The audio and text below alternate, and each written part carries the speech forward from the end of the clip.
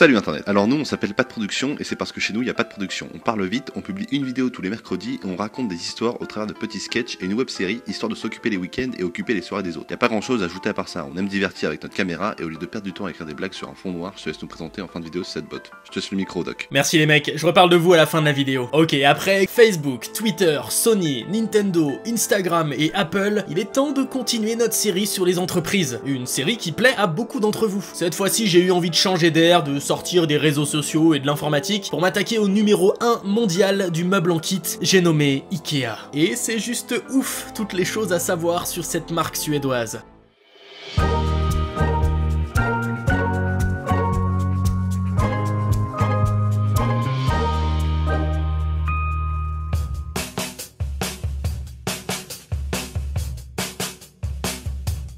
Pour changer un peu, je vais commencer en te parlant directement du fondateur d'Ikea, Ingvar Kamprad. Pour Apple, j'avais dédié toute une partie à Steve Jobs. Et ben, Kamprad, c'est pas du tout le même style de personnage, mais son histoire est tout aussi intéressante. En plus, je trouve que tu comprends des trucs inattendus sur le fonctionnement d'une entreprise quand tu t'intéresses à son fondateur. Par exemple, Kamprad est dyslexique, une forme de dyslexie qui fait qu'il a beaucoup de mal avec les chiffres. Bon bah, c'est peut-être un détail pour vous, mais pour moi ça veut dire beaucoup. C'est pour ça qu'Ikea fut la première entreprise à designer leurs produits uniquement par un nom, sans aucun numéro de série. D'ailleurs, ces noms à 90% imprononçables là, c'est pas forcément des termes suédois. Il y a tout un système assez complexe que je vais pas détailler maintenant, je te laisse un petit lien en description si ça t'intéresse, mais ça peut aussi bien être le nom d'une ville en Norvège ou encore une île au Danemark. Bref, pour en revenir à Kamprad, si tu veux, c'est le genre de mec à se pointer à un gala pour recevoir la récompense du meilleur homme d'affaires de l'année et se faire refuser à l'entrée parce que les vigiles n'arrivent pas à croire que c'est vraiment un milliardaire. Bah ouais, non mais le gars était venu en bus aussi. En fait, c'est l'un des plus riches de la planète, mais il vit presque comme toi et moi. Avec Kamprad, pas de soirée dans une villa paradisiaque à Hollywood avec fontaine de champagne sur la terrasse, pas de caviar au petit-déj, pas de costume à 50 000 balles, pas de jet privé. Non, Ingvar, pour la bouffe et les fringues, il va lui-même faire ses courses au marché ou en brocante. Pareil pour les transports, il voyage en classe économie. Du coup, les médias le font passer pour un gros crevard, mais à ce niveau-là, quand tu pèses 16 milliards de dollars dans le game, c'est plus de la radinerie, c'est une philosophie de vie, et c'est plutôt cool, je trouve. Faut dire qu'Ingvar, il a grandi dans le Småland, une région assez sinistrée de Suède. Pendant toute son enfance, il a appris à se rationner et à se contenter de peu. C'était pas un très bon élève, il aimait pas l'école, mais son père lui avait promis un petit peu d'argent s'il avait de bons résultats à l'examen de fin de lycée. Ingvar a beaucoup bossé et avec l'argent de son père a décidé de lancer son entreprise dès l'âge de ses 17 ans en 1943. Il restait plus qu'à trouver un nom à son bébé. Un soir, il réunit les initiales de son prénom, de son nom, de sa ferme familiale Elmtarid et de son village natal Agunarid. And the rest is a history. Avant de vous parler histoire et développement d'Ikea, j'avais envie de vous proposer un petit florilège des trucs un petit peu fous qui sont arrivés dans un magasin Ikea. Déjà, je suis tombé sur deux couples qui se sont mariés dans un Ikea. Les tout premiers, c'était en avril 2012, deux Américains qui ont scellé leur union dans un magasin de College Park, dans l'état du Maryland. Et ils avaient pas privatisé l'Ikea, hein. Ils ont fait leur cérémonie au milieu de tous les clients, tranquille. Faut dire que les deux tourtereaux s'étaient rencontrés quelques années auparavant dans ce magasin précis, et la direction n'avait vu aucune raison de les empêcher d'y faire leur cérémonie de mariage. Un an plus tôt, en 2011, c'est un magasin britannique qui avait décidé d'organiser une pyjama party géante. Sur les 100 000 personnes inscrites sur le groupe Facebook I Wanna Have a Sleepover in Ikea, seuls 100 tirés au sort ont eu la chance de participer à cette nuit qui devait être assez magique. Et d'ailleurs, si tu veux absolument dormir dans un magasin Ikea, il y a plusieurs solutions qui s'offrent à toi. Tu peux aller en Chine déjà, hein, là-bas c'est très courant de dormir sur place, faire une petite sieste au milieu de tout le monde. Ou sinon en Australie, parfois Ikea fait des partenariats avec Airbnb pour louer une section du magasin le temps d'une nuit. Plus radical, tu peux carrément emménager chez Ikea. C'est ce qu'a fait le petit Peng Yi-jian en 2014. Ce gamin de 12 ans a fugué de chez sa mère, puis a trouvé refuge dans un Ikea de Shanghai. Pendant 6 jours, il a réussi à vivre incognito dans le magasin avant que la police ne finisse par retrouver sa trace. Mais même après avoir identifié sa nouvelle maison, les policiers chinois ont mis presque 2 heures à fouiller le magasin de fond en comble pour trouver sa cachette. La bonne nouvelle, c'est que t'es pas obligé de te cacher pour vivre dans un Ikea, tu peux aussi te la jouer comme Mark Maloff, un comédien qui s'est retrouvé à la rue pour une semaine pendant la désinsectisation de son appart. Bon bah normal, il en a profité pour emménager dans un Ikea et en faire une série sur YouTube. Tout ça avec l'accord de la boîte, hein, bien sûr, qui a pas craché sur l'occasion de se faire un petit peu de pub. Et ça, on va en reparler, mais c'est vrai que la pub, ils gèrent les mecs. En tout cas, parfois, ces idées pour faire le buzz, Ikea va les chercher très très loin. Comme ce magasin londonien qui a remarqué le succès des chats sur internet, alors bah ni une ni deux, ils décident de libérer 100 chats pendant toute une nuit dans le magasin et de faire tourner des caméras. Parce que pourquoi pas au final. Aujourd'hui Ikea, c'est énorme. Je crois que t'imagines même pas à quel point. C'est plus de 160 000 employés dans 340 magasins et 28 pays du globe. C'est 9500 produits en vente dans leur catalogue, dont 2500 sont renouvelés chaque année. C'est 1% des réserves de bois mondiales consommées. C'est un chiffre d'affaires annuel qui augmente chaque année et qui atteint les 34 milliards d'euros en 2016. Enfin bref, Ikea c'est le leader mondial du mobilier, le mastodonte qui écrase toute la concurrence sur son passage. Mais comme je te l'ai déjà dit, en 1943, Ingvar Kamprad il a fondé Ikea avec quasiment que dalle. Ce mec aurait d'ailleurs tout à fait pu être dans ma vidéo sur les multimillionnaires partis de rien, mais je le gardais pour maintenant. Au départ, Ingvar il est seul pour faire tourner son business, et Ikea vend un petit peu de tout, des allumettes, de la maroquinerie, des stylos, des 4 photos, enfin bon, plein d'articles dans ce genre. Il fait des tournées à vélo et tente de vendre ses produits au porte-à-porte. Ce n'est qu'en 1947 quand il réussit à mettre un petit peu d'argent de côté et que Kamprad se lance aussi dans la vente de meubles. Et encore 4 ans plus tard, en 1951,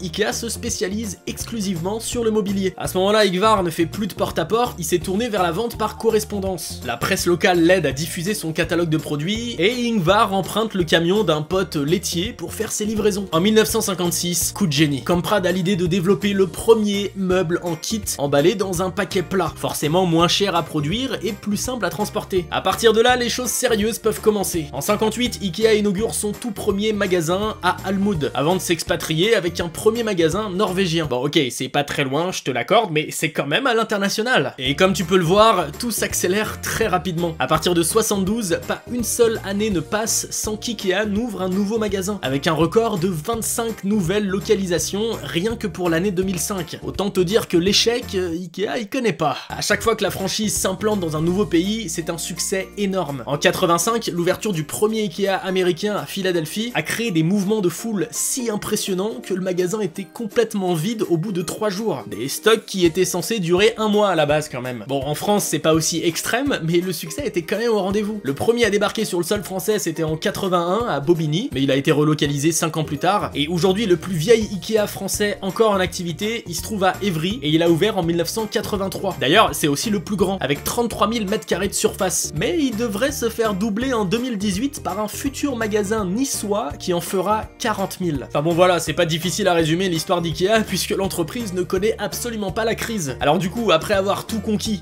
qu'est-ce qu'on peut attendre d'Ikea dans le futur? Bah déjà, depuis 2008, Ikea propose dans son catalogue des maisons entièrement équipées et très faciles à monter, pour des prix très intéressants pour peu que t'aies juste un terrain. Mais construire une maison de A à Z, c'est le premier pas d'un plan beaucoup plus ambitieux. Bâtir des villes entières. Et c'est déjà en développement, hein. La société est en ce moment même en train de construire des quartiers énormes, comme celui de Strand East, dans le nord de Londres. Un terrain de 105 000 m² qui abritera des bureaux, un centre commercial, un hôtel et bien sûr plus de 1200 maisons made in Ikea, pour héberger environ 6000 habitants. Ah oui, et un autre petit projet parmi d'autres sur lequel Ikea planche en ce moment, c'est la réalité virtuelle. Ils sont en train de développer une application qui permettra de visualiser ta pièce exactement comme tu la souhaites, avec les meubles et les produits de ton choix, histoire de te balader à l'intérieur et de tester avant d'acheter, pour vérifier si tout te convient.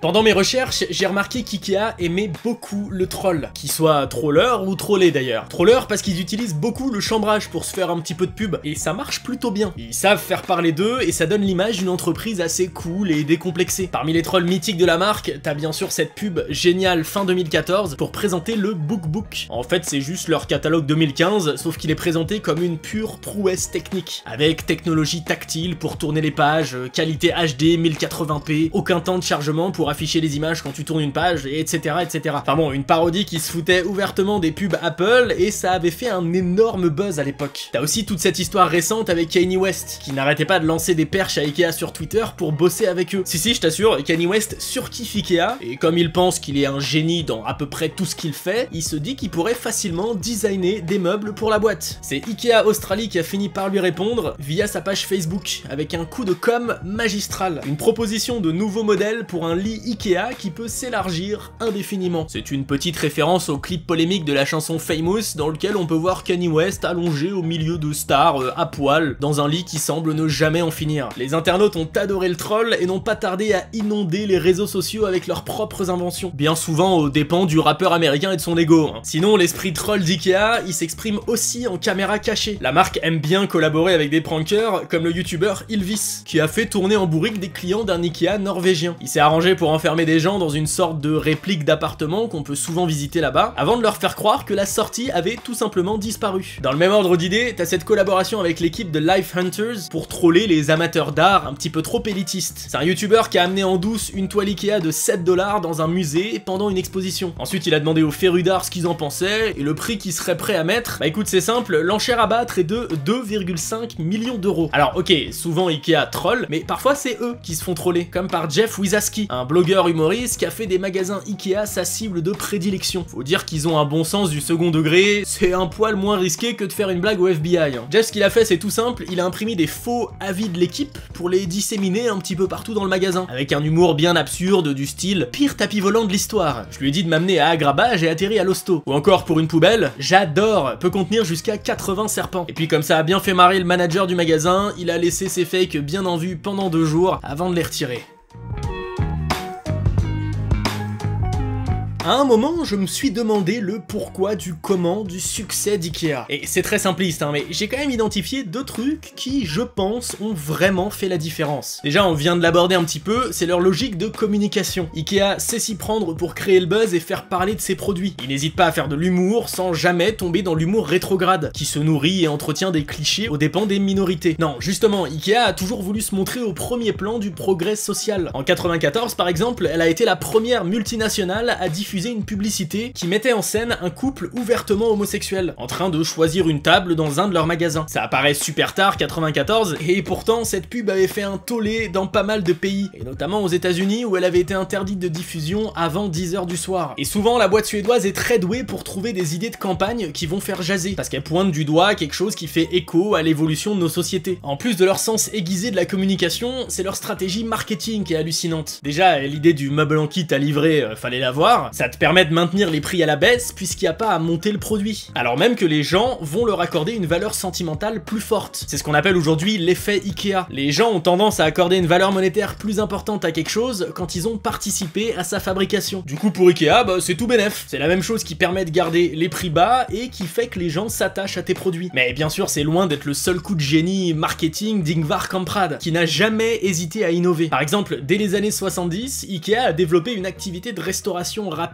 et pas cher. Si bien qu'aujourd'hui, les cafés et restos Ikea écoulent plus de 2 millions de boulettes de viande tous les jours. Et ben, cette activité, la boîte l'a toujours développée à perte. Les restaurants Ikea n'ont jamais rien gagné. Enfin, ils ont rien gagné dans leur ligne comptable, mais indirectement, ils ont fait gagner un max de thunes à leur maison mère. Bah ouais, Kamprad a très vite compris qu'un client qui a faim, c'est un client déconcentré, qui peut se barrer du magasin à tout moment sans rien acheter, pour aller s'enfiler un falafel sauce samouraï. Alors que si t'as pas besoin de sortir du Ikea pour te péter le bide, là c'est plus la même histoire.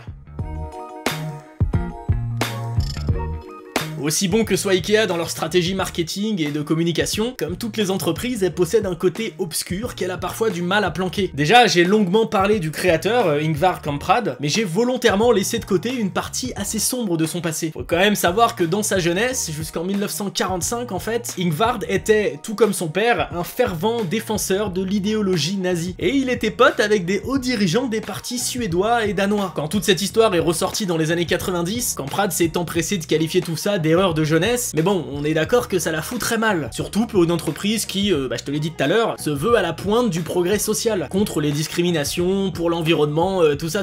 Sinon, un autre gros scandale relatif au passé de la boîte, il a éclaté il y a quelques années, en 2012, quand des journalistes allemands ont sorti un documentaire qui accusait Ikea de magouilles pas très propres. Et encore, c'est un euphémisme. L'enquête officielle est toujours en cours, mais selon leurs preuves, pendant la guerre froide, la boîte s'était arrangée avec le gouvernement d'Allemagne de l'Est pour faire travailler gratuitement des prisonniers politiques dans leurs usines. Tout ça dans le plus grand des secrets, hein, forcément. Ah bah c'est sûr qu'esclavagiste, c'est pas une expérience professionnelle que tu vas mettre sur ton CV après. Mais si on veut parler du présent, apparemment ils ont fraudé le fisc suédois pendant des plombes. Mais j'avoue, c'est complexe, je comprends pas tout, donc je vais plutôt te parler de la face cachée de leur marketing. Parce que souvent, l'objectif d'IKEA, c'est de faire cracher au client le plus de fric possible, même sur des trucs dont il a pas besoin. Bah un exemple tout simple pour illustrer ça, c'est IKEA qui a inventé la stratégie du magasin labyrinthe. Tu sais, ce magasin hyper complexe avec un seul itinéraire fléché, comme si t'avais besoin de te taper tout le magasin pour acheter 2 pauvres ampoules. Et l'autre but derrière ça, c'est de désorienter le client. IKEA a bien compris qu'un client confus, c'est un client vulnérable, qui fera des achats impulsifs, presque pour se rassurer. Il joue là-dessus et éthiquement parlant, c'est quand même bof. Ça s'appelle prendre les gens pour des vaches à lait. Et puis bon, pousser les gens à la surconsommation, c'est pas très écolo non plus. Allez, je sais que tu l'attendais. Non mais si, je t'assure, inconsciemment tu l'attendais. Comme d'habitude, on va se faire un petit florilège d'effets un petit peu osef, mais quand même bien stylé. Pour commencer, le plus grand magasin Ikea, il est pas en Suède, ni même en Europe, mais en Corée du Sud. Un gigantesque espace de vente de 59 000 m², dans la banlieue de Séoul. Je sais pas si ça t'aide à te faire une idée, mais c'est la taille du Louvre à peu près. Quelques petites statistiques qui en disent long sur l'hégémonie du géant suédois. D'après une étude anglaise, un Européen sur 10, en moyenne, a été conçu dans un lit Ikea. Et ça sera 2 fois plus d'ici 50 ans, si les tendances se confirment. Sinon, faut savoir que le catalogue Ikea est le plus grand tirage imprimé au monde. En moyenne, 200 millions d'exemplaires chaque année. C'est autant que la Bible et le Coran réunis. Après ça, tu m'étonnes que leurs produits phares, la bibliothèque Billy, se vendent comme des petits pains. Ah bah c'est simple, dans les 3 millions par an. En moyenne, une toutes les 10 secondes. Depuis le début de cette vidéo, Ikea en a déjà vendu plusieurs dizaines. Et oui, j'avoue, moi-même j'en ai 3 à la maison, parce que c'est cool les bibliothèques Billy. Allez, un petit fait un petit peu glauque pour perpétuer la tradition. En ce moment, il y a des pilules d'ecstasy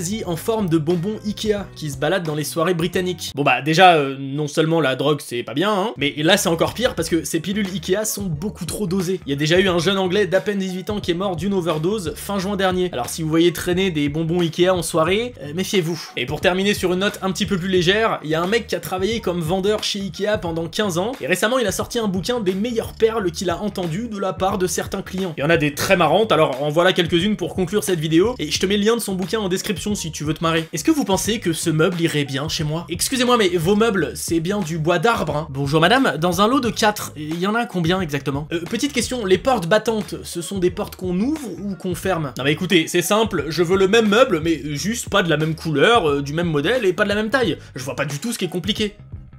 Voilà les amis, c'est fini pour la vidéo d'aujourd'hui. Ça faisait un certain temps que je vous avais pas partagé de chaîne YouTube qui fait du court-métrage. Et ben, je suis très heureux de vous parler de Pat Productions. Ils font un épisode par semaine, c'est simple, ça va droit au but et ça me fait bien marrer. Alors n'hésitez surtout pas à aller jeter un coup d'œil et à vous abonner si ça vous plaît. Bon et sinon on te la fait pas, hein, tu connais la rengaine. Si tu veux m'aider, un petit pouce bleu, un partage, un commentaire, un abonnement si tu veux pas rater les futures vidéos qui vont tout déchirer sur leur passage. Et moi je te dis à très vite pour une prochaine vidéo. Salut internet.